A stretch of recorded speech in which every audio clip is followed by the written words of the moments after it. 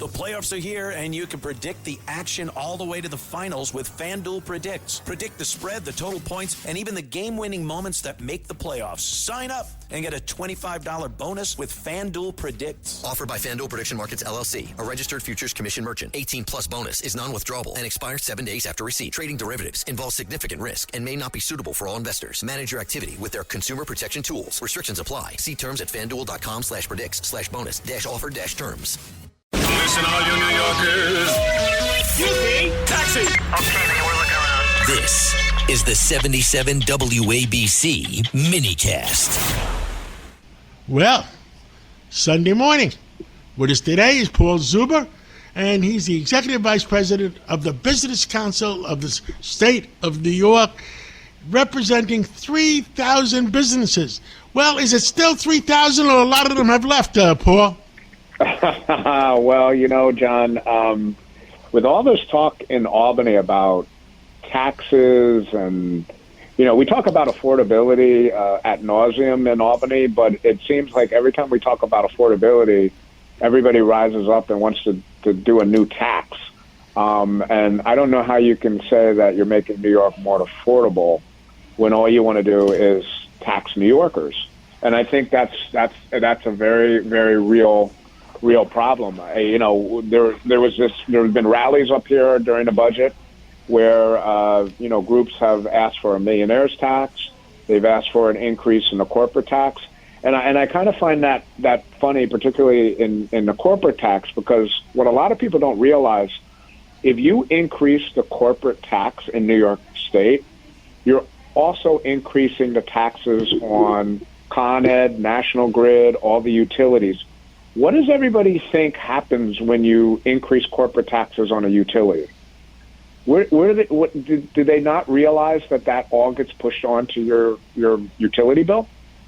So you're talking about affordability. You're talking about use this money to, like, you know, help New York City and help New York City taxpayers, and you're proposing a tax which will ultimately get passed on to consumer with higher utility rates. And a lot of legislators.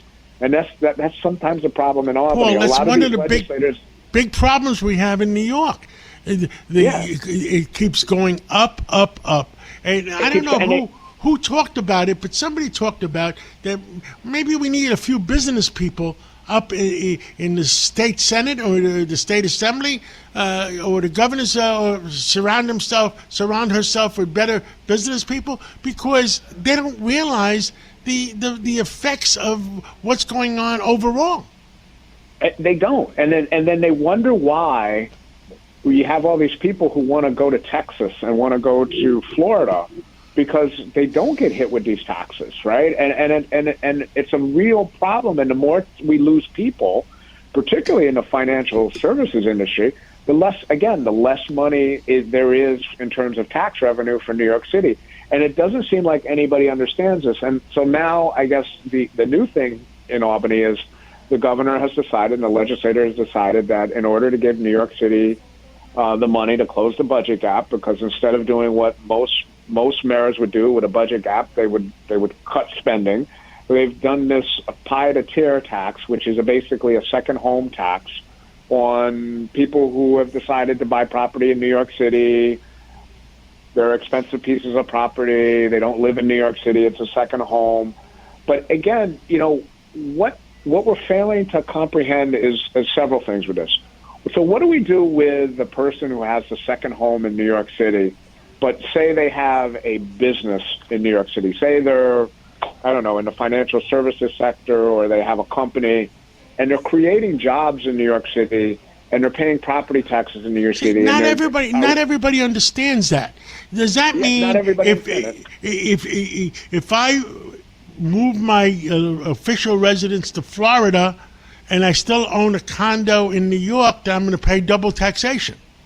Yeah, but you still have your grocery store and you still have your companies in New York City, so you're still creating money. So why should you have to now pay a tax on top of a tax, even though you're contributing to the economy in New York? If you're going to do these things, at least think them out in a way that makes sense. And that just completely doesn't make sense. And then what you end up doing is you end up telling people, well, we don't really want you here. We don't want your business here, and it's becoming a very, very real. Is that problem. why President Trump was really upset about some of those things? I know his family still owns, his sons still own a lot of real estate in New York. Yeah, well, but you and know they sell condos to a lot of foreign buyers.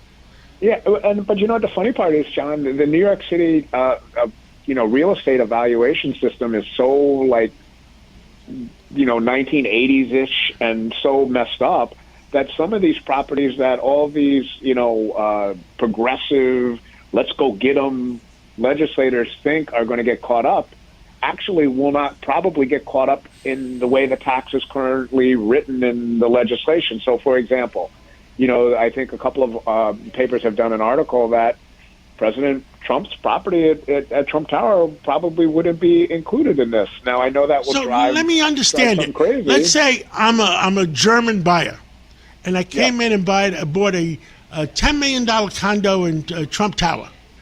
Mm-hmm. What does the state want from me besides the $10 million I write to buy the? They will tax your property if it's over. The latest version that I'm hearing is if it's over $5 million. So it's a $10 million condo I bought. How much is the tax?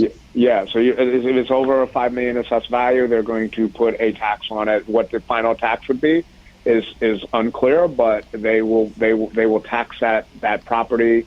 Even though you're not using any services in New York, even though you've invested in New York, they are going to tax that property.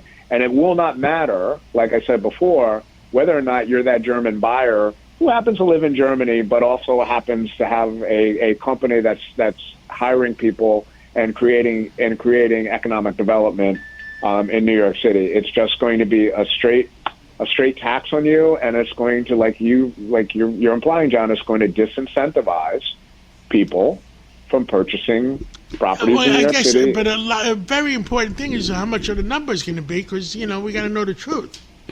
Yeah. Well, I mean, I think that's what we're all waiting to see as to what the ultimate numbers will be, and how are they also going to implement this? Because it's going to be very difficult to implement. Because, as you know, a lot of some of those larger condo purchases, they're usually not purchased through an individual; they're purchased through an LLC. You're going to have to find a beneficial LLC owner. No, but but it's like a real estate tax. The tax goes on top of the ownership. So someday, whether you pay it right then and there, or you have to pay it someday, it's a lien on the property. Mm-hmm. That's why we have to find out exactly what they mean, because they're going to hurt. They're going to hurt New York City, New York State. Yes, they are, and that's part of the problem here is because there's this energy to kind of go after what people perceived as the millionaire class, right? And so this is their workaround because the governor has refused to do a millionaire's tax. So this is what they feel like they're going to get all those millionaires in New York City by doing this particular tax. I mean, I think you saw that, the mayor, when this was announced, did a video in front of one of the very successful individuals' home, claiming that, he got him. I was going to tax the rich, and I've taxed the rich. But again, to, your point, and I think everybody's point, is whether I don't care, like we can debate like who's leaving the city, but it was very clear when the IRS put out data recently that people are leaving the city. People are leaving New York State, right? They're leaving New York State because there are better tax structures in other states. The weather's better, the environment better, Paul the Zuber, welcoming is better. We're out of time, but this is the people want to know the truth, and thank you for getting us there. But we, when you find out exactly how much it's going to cost, please let us know. I will. Thank you so much for coming on this Sunday morning, and keep praying for New York. I will, John.